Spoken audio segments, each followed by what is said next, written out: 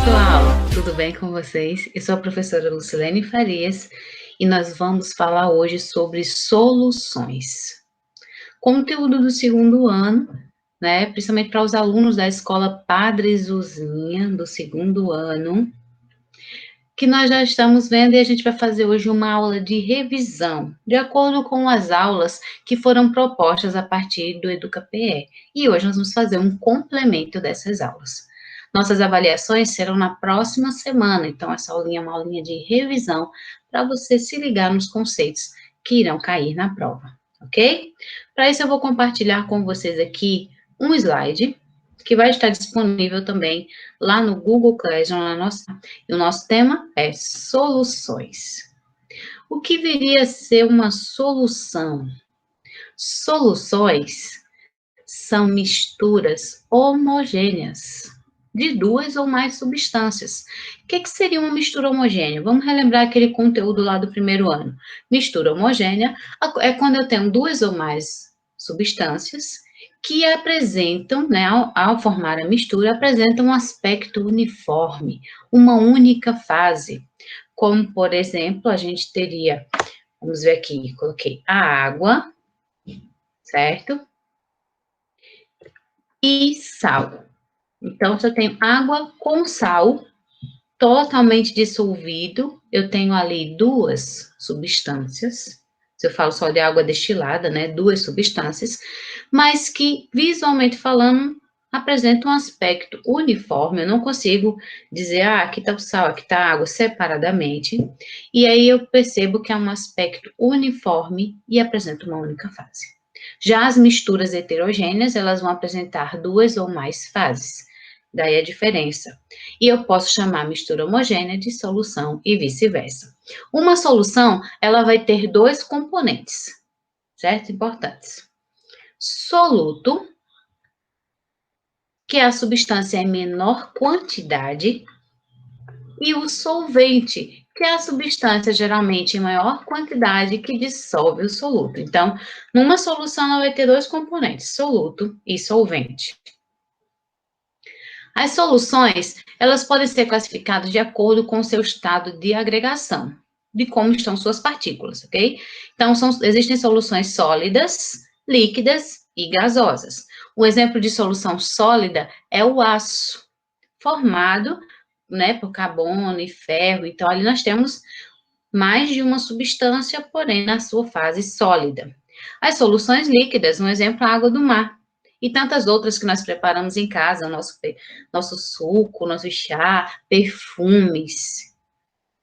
Então, tudo isso são soluções, exemplos de soluções líquidas. E soluções gasosas, por exemplo, o ar atmosférico filtrado. Por que filtrado?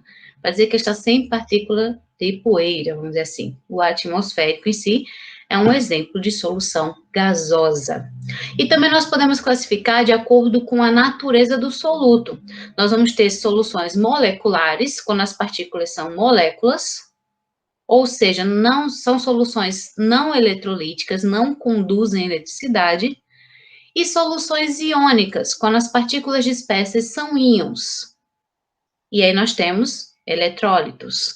Então, só relembrando, os íons, eles são aqueles átomos que perderam ou ganharam elétrons, se transformando em cátions e ânions. Cátion positivo, ânion negativo. E quando eles estão na solução, eles têm uma mobilidade de cargas. E aí consegue conduzir eletricidade. Por isso a diferença de uma solução iônica para uma molecular. No resumo, a solução molecular não conduz eletricidade, não tem eletrólitos livres e na solução iônica nós teremos essa condição, ok? Bem, para a gente compreender essas soluções, a gente já está sabendo que tem soluto e solvente. Então, vou ter uma substância onde eu vou colocar, vamos imaginar que a gente está fazendo o nosso cafezinho, vou pegar um café solúvel.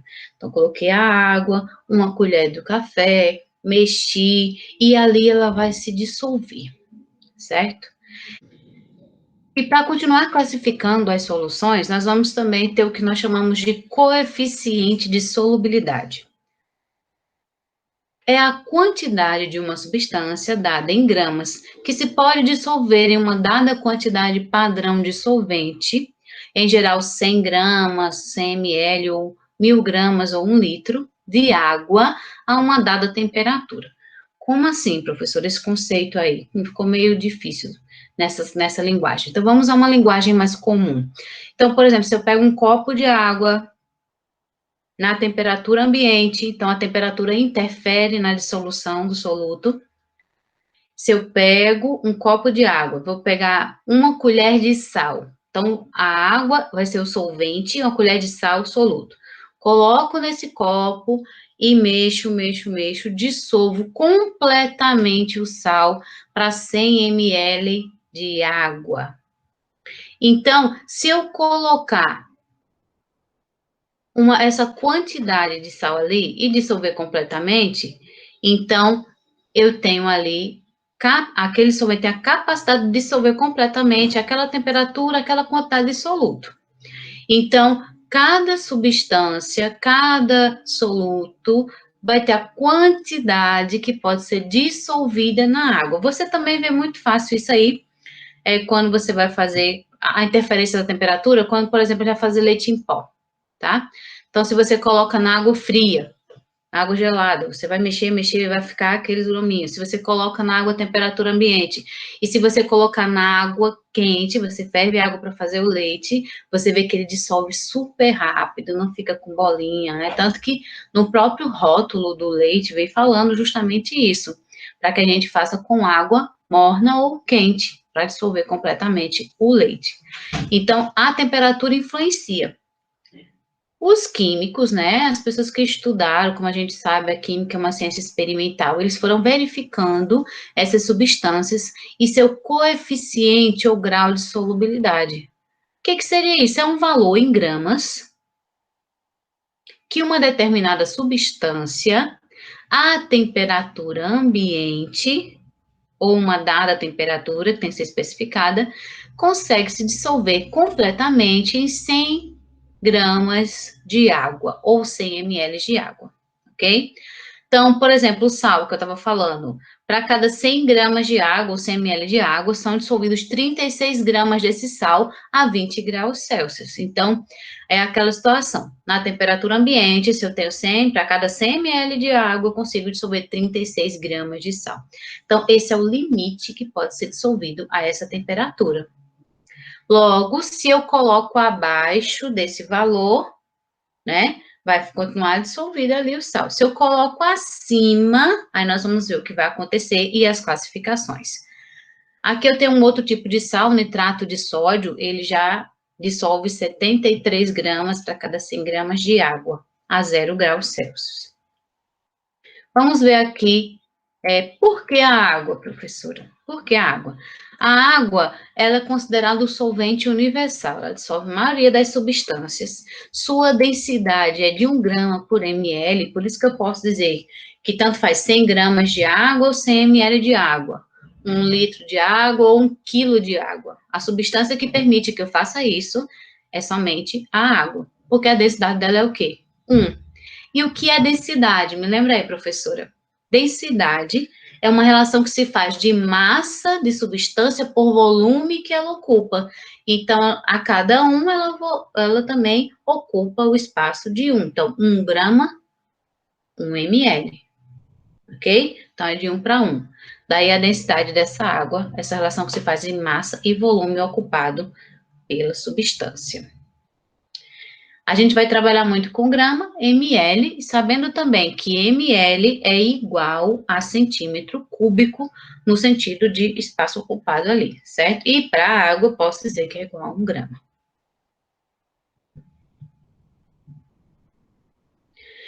Vamos classificar a solução de acordo com a quantidade de soluto e solvente presente nela, tá? Então, qual a quantidade de soluto que está dissolvida na solução? Se essa quantidade for maior, no caso, menor que o coeficiente de solubilidade, eu vou estar aqui, ó, simbolizando o coeficiente de solubilidade por CS. Se essa quantidade de soluto ela é menor que o coeficiente de solubilidade, nós vamos ter uma solução insaturada. Abaixo do coeficiente, certo? Se fosse lá no sal, no exemplo, 36 gramas, se eu botar 20 gramas, não está abaixo do valor do coeficiente de solubilidade? Então, tem uma solução insaturada. Se esse valor é igual ao coeficiente de solubilidade, essa quantidade de soluto, nós teremos uma solução saturada. Então, ela solubilizou o máximo que podia. Se essa quantidade for maior que o valor do coeficiente de solubilidade, nós teremos uma solução supersaturada. Agora, entenda, tem que estar completamente dissolvido na solução, ok? Vamos ver aqui uns exemplos, umas animações para a gente compreender. Então, digamos que eu tenho um certo sal A, substância A, e seu coeficiente de solubilidade é 5 gramas para cada 100 gramas de água a temperatura de 25 graus. Certo? Então, o máximo que ele pode para 100 gramas ou 100 ml são 5 gramas dessa substância. Desculpa. Então, coloquei lá, tem um líquido, vamos adicionar a substância. No caso aqui, foram colocados 200 ml de água. Então, se para cada 100 dissolve 5 e tem 200, logo vai se dissolver 10 gramas dessa substância para que ela seja uma substância saturada, não é isso? No limite. Se tiver abaixo, insaturada. E se tiver acima, supersaturada. Vai ser colocado 3 gramas do sal A. Então, se dissolve 10, no caso aqui, que são 200 ml, se colocar 3 gramas, essa solução vai ser classificada como? Dissolveu, vai ser classificada como solução insaturada. Está abaixo do coeficiente de solubilidade.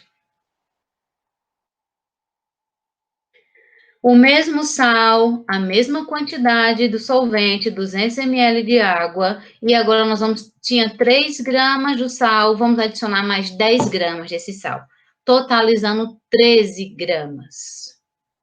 Dissolve, certo? Qual o máximo, qual a quantidade que comporta? 5 gramas para cada 100 ml. Então, se eu tenho 200, 10 gramas. E dissolve os 10 gramas e esses 3 gramas que sobram se deposita no fundo do recipiente. A gente chama corpo de fundo ou precipitado, também pode ser chamado assim, ok? Bem, perceba que na solução, dissolvido na água, foram dissolvidos 10, com formação de corpo de fundo. Você tá lembrando, né, daquele café que você faz, você vai, mamãe, então o café não tá tão doce, aí você vai, coloca açúcar, e aí quando vai com o tempo, você dissolve a quantidade máxima, que poderia ser dissolvida naquela solução de açúcar, com açúcar, e aí vai soprando, né, fica um dedo de açúcar lá no fundo. Bem, esse dedo de açúcar lá no fundo é o que nós chamamos de corpo de fundo ou precipitado, também pode ser chamado assim. Quando isso acontece, você tem aí, ó, uma solução saturada com corpo de fundo. Ou seja, ela está saturada, ó, saturada, quando já está o quê? No limite. Então, está saturada, solubilizou tudo que podia e formou um corpo de fundo, ok? Professora, ela pode ser saturada sem corpo de fundo? Pode.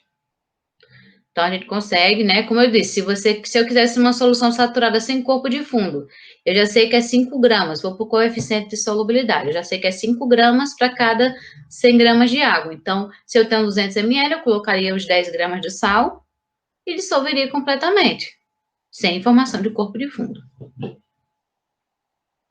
Lembrando que na temperatura de 25 graus Celsius. Bem, com o mesmo sal, na mesma temperatura, com o mesmo coeficiente de solubilidade, vamos analisar outra situação. Nós temos aqui 200 ml de água, vai ser colocado as 13 gramas do sal, a mesma quantidade. porém, acontece de dissolver completamente sem formar corpo de fundo. Pode acontecer. Você vê que na hora que você coloca lá, dissolve, depois com o tempo vai formando um corpo de fundo. Quando isso acontece, que a solução na água, lá no solvente, dissolve mais soluto do que o coeficiente de solubilidade, aí nós teremos uma solução supersaturada. Essas soluções supersaturadas, elas são instáveis, certo? Ela é instável. Qualquer perturbação no sistema, até se você, por exemplo, qualquer perturbação, mas se você colocar o dedo assim, variar um pouquinho a temperatura, já forma o corpo de fundo, que é justamente a quantidade de soluto que está sobrando ali da solução. Ok? E as curvas de solubilidade? Então, a gente pode representar isso num gráfico. Então, um gráfico é um plano cartesiano, certo? Nós vamos, nesse plano cartesiano, nós vamos fazer o coeficiente de solubilidade, que vai ser a gramas do sal dissolvido para cada 100 gramas de água. A gente tem aqui, ó, o eixo vertical e o eixo horizontal, onde a gente vai trabalhar a questão da temperatura. Observe que a curva, ó, ela é crescente.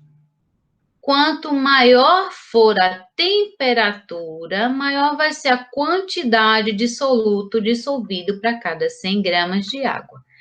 Aí você lembra do que eu falei ainda há pouco. Lembra do leite lá quando você vai fazer, certo? Leite em pó.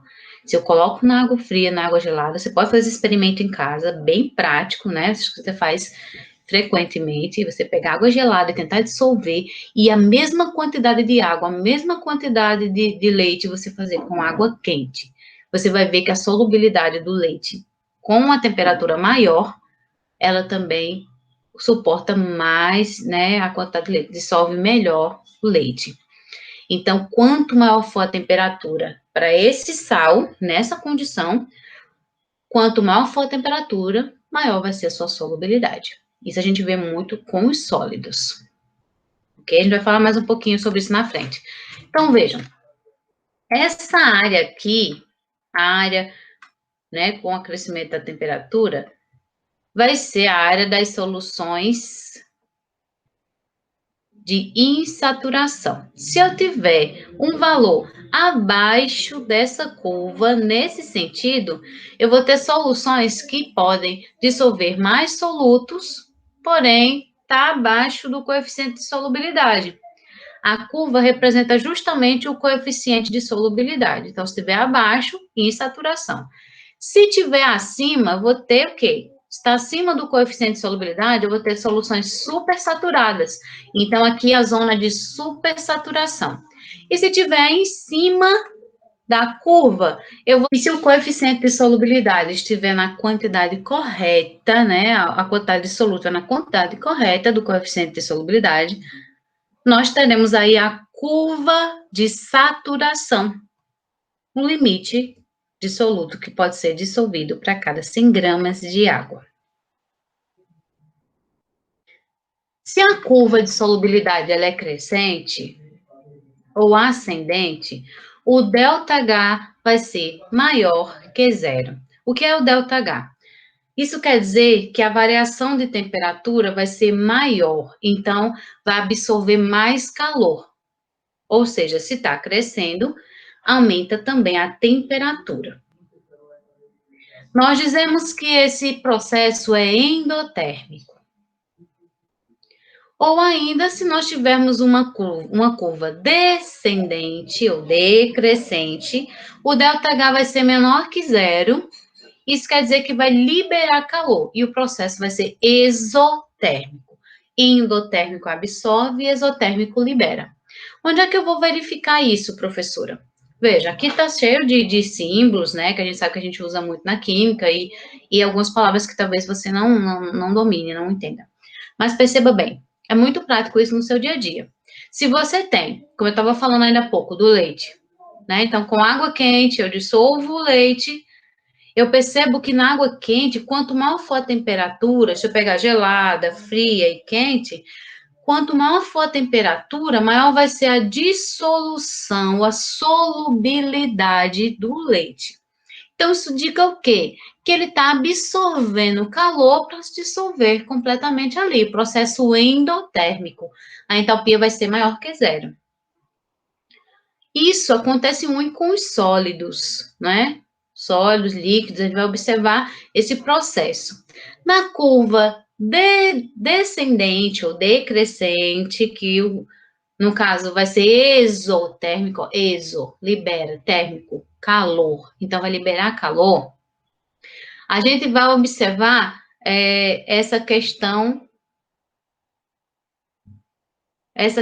para os gasosos, ok?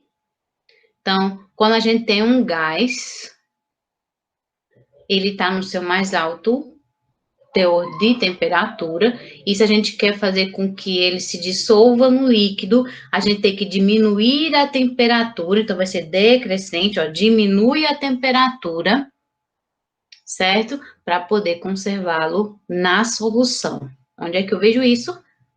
Na água com gás, nos refrigerantes. No refrigerantes, para manter o gás. Quando o gás está ali, quando a gente abre, né, uma latinha de refrigerante, a gente já percebe que vai escapando um pouco do gás. Se ele está bem geladinho, o gás permanece por mais tempo. A partir do momento em que ele vai esquentando, se você vai deixando ali, vai ficando, vai absorvendo o calor do ambiente, tudo, o que acontece? Esse gás começa a se desprender de forma mais rápida, saindo da solução. Então, para ele estar gasoso e solubilizar, tem que diminuir a temperatura. É tão evidente isso que se a gente abrir uma garrafa de refrigerante ele estando quente ou na temperatura ambiente, ele já começa a espumar, a gente fala assim. Mas na realidade é porque o gás que está presente na solução, o seu coeficiente de solubilidade está diferente. Por quê? Porque ele está numa temperatura mais elevada. Então, se fosse um sólido, formaria um corpo de fundo, como a gente viu no slide anterior. Mas como é um gás, o que vai acontecer? Ele vai se desprender. Isso é o que acontece quando a gente trabalha com gases, certo? No conceito de solubilidade. Então, a gente viu que existem solutos líquidos, sólidos e gasosos. Ok? Vamos agora. Isso aqui são algumas curvas de solubilidade, tá?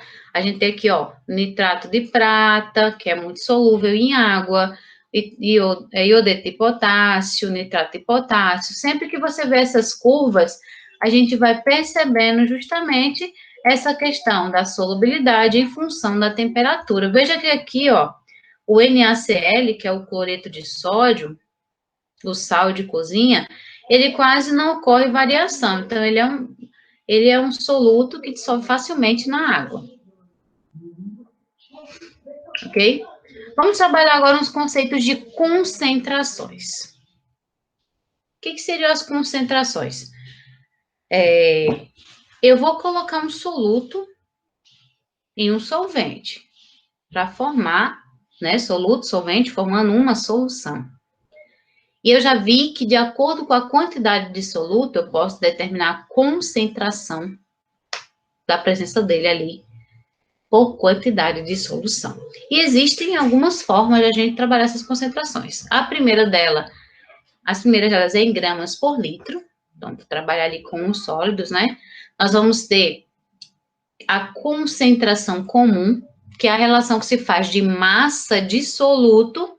Então, você vai se deparar aqui com esse M1, 1 indica soluto ou 2 solvente.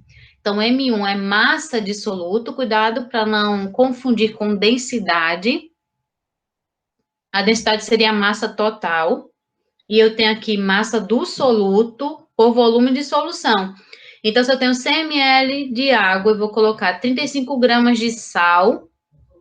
35 gramas do sal é o M1, a massa do soluto.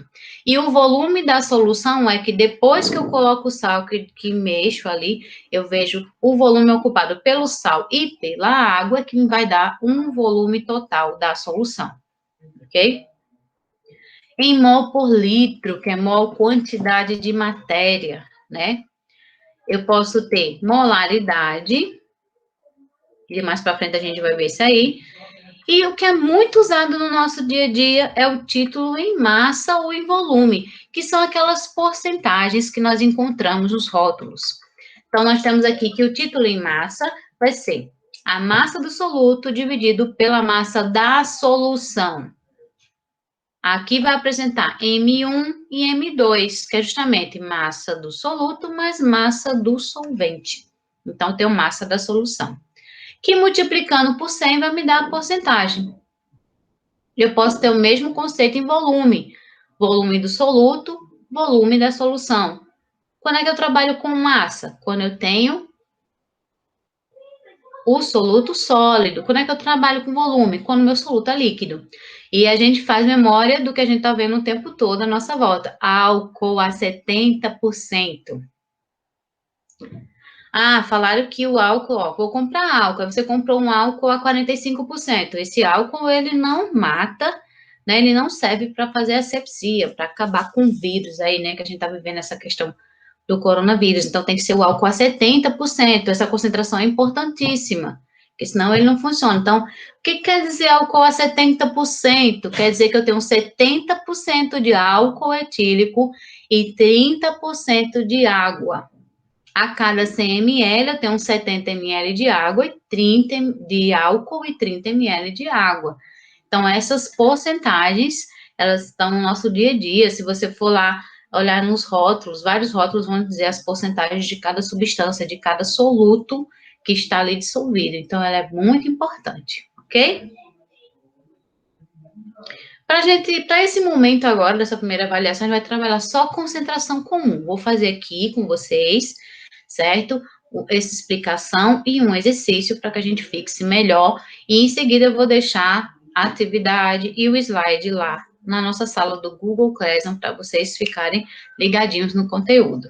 Bem, então a concentração comum é a relação que se faz entre massa em gramas de soluto por volume em litros de solução. Então, C, que é a formulazinha C, é igual à massa do soluto por volume de solução. A unidades em grama por litro. Vamos fazer logo um exercício, um exemplo aqui, para a gente fixar bem esse conteúdo.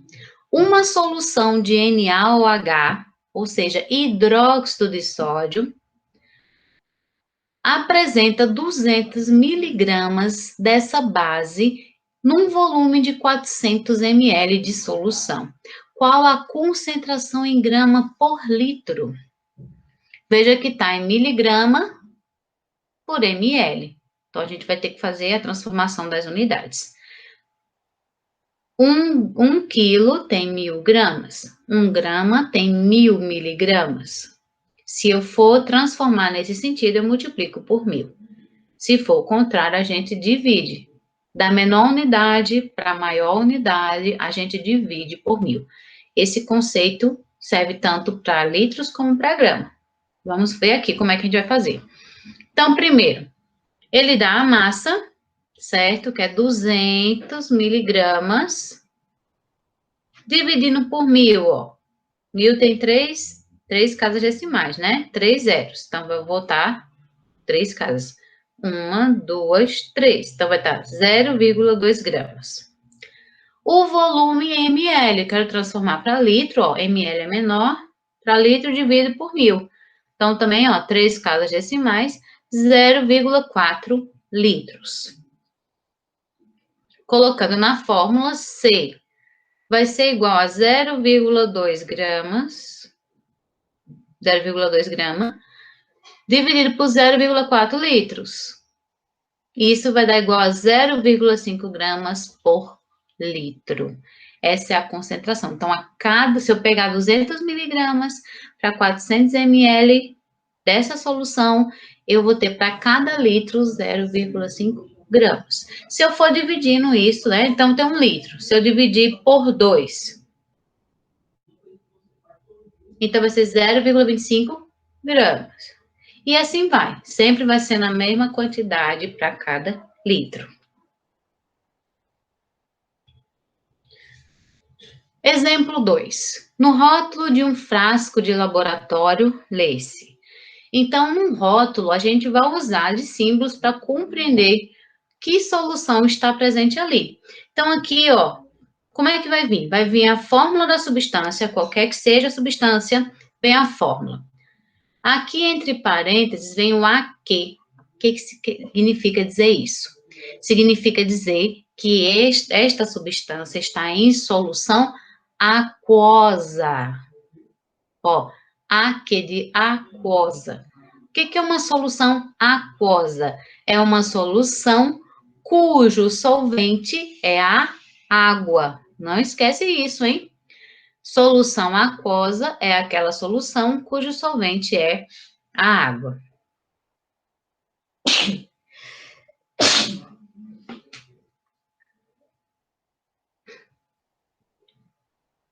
De acordo, então, com esse rótulo, ele ainda vai dizer que a concentração comum é que para cada 1 litro tem 80 gramas do soluto. E eu posso ler 80 gramas por litro. Então, quer dizer que a cada 1 litro de solução tem 80 gramas de soluto.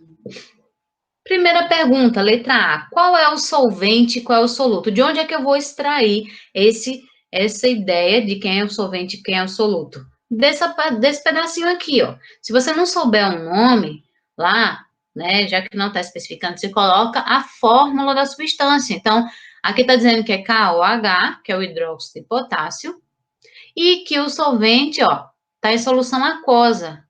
Solução, uma mistura homogênea. Então, tem a substância. Quem vai ser o solvente? A água. Então, qual é o solvente? A água. E o soluto, o KOH, ou hidróxido de potássio. Que nesse caso, você pode colocar a formulazinha, ok? Qual a massa de soluto em 600 ml dessa solução? Eu sei a massa dele para 1 litro. Qual a massa para 600 ml? Então, a gente vai colocar concentração comum é igual a massa de soluto pelo volume. Eu tenho o C, que é a concentração comum, 80. Não sei a massa, nesse caso, certo? Para um volume de 600 ml. Como está em litro, a gente transforma para ml, transforma para litro. Então, dividindo por 1000, ó, a vírgula para aqui. 0,6 é o volume em litros. Isolando a massa, eu vou ter que, ó, quem está dividindo passa multiplicando. 0,6 vezes 80 é igual a 48 gramas. Então, a massa de soluto para 600 ml dessa solução é de 48 gramas. Eu estou falando desta solução, então você vai fazer o quê? Você vai sempre tomar como referência essa concentração comum aqui. Que volume de solução em ml contém 20 gramas? Agora ele dá a massa, você tem o coeficiente, a concentração comum, e ele quer saber o volume. Eu sei que para cada litro tem 80 gramas. E quando tiver 20 gramas? Qual vai ser o volume em litros? Você pode fazer por uma regra de 3, ou simplesmente já ir para a fórmula, que é a própria regra de 3, ok? Também vem da regra de 3. Então, veja, eu tenho aqui, ó, é 80 a concentração, para uma massa de 20 gramas, qual vai ser o volume? Isolando V, né, aí, ó, V passa para cá, multiplicando, e o 80 passa dividindo. Então, nós vamos ter que o volume é de 0,25 litros. E se você for prestar atenção, veja, 80 para 20. Se eu pegar 80 dividido por 20, não dá 4? 1/4 de 1 litro, né? 250 ml. Então, para cada 250 ml, teremos 20 gramas. Também tem a questão da lógica, que é justamente as regras de proporção, regra de 3. Se você conseguir fazer, não tem problema, ok? Ou se achar melhor pela fórmula, segue a fórmula. Bem, pessoal, nós vamos ficar por aqui, certo? Nossa provinha vai ser trabalhada justamente do primeiro conceito até concentração comum, e qualquer dúvida, vocês chamam no privado, tá? A gente vai tentando resolver questões. Vou deixar um exercício de revisão Vou deixar também com os comentários lá da resolução do exercício para tirar as dúvidas. Vou colocar uma questãozinha dessa com rótulo, com concentrações comuns, cobrar esses conceitos de classificação da solução, saturada, supersaturada, insaturada, um gráficozinho sobre curva de solubilidade, tá? Então, prestem atenção direitinho, assistam a aula, acessem lá a sala, na nossa plataforma, façam o exercício, estudem pelo slide, que vai dar tudo certo, ok? Beijo, galerinha, fica com Deus, até a próxima.